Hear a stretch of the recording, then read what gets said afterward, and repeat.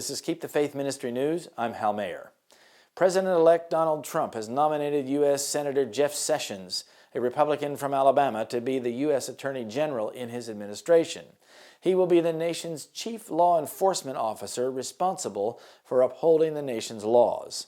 Secular people and liberals are concerned about Sessions' commitment to the separation of church and state. They think religion is likely to start to curtail the secular agenda which they foisted on the United States, especially over the time of the Obama administration. God's people should be concerned about that too, for a different reason. Senator Sessions lacks respect for the constitutional principle of church-state separation, which he has called an extra-constitutional doctrine and a recent thing that is unhistorical and unconstitutional. He apparently has a similar view of the wall of separation as did Supreme Court Chief Justice William Rehnquist, who once said the wall of separation between church and state is a metaphor based on bad history, a metaphor which has proved useless as a guide to judging. It should be frankly and explicitly abandoned.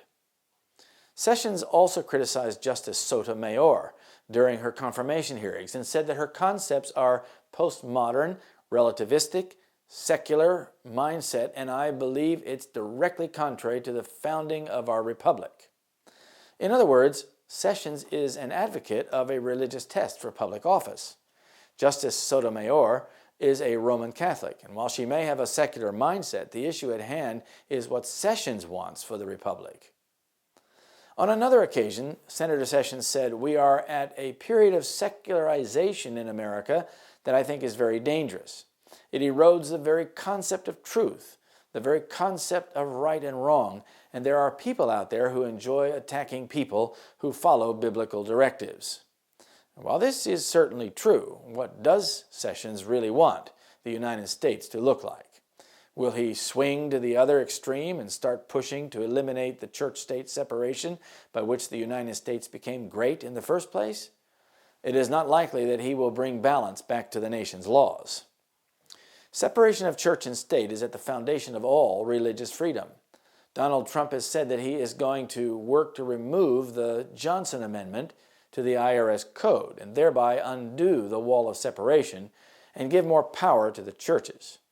Anyone who thought that Donald Trump might moderate his determination to strengthen the political engagement of the churches now that he's headed to the White House needs to think again.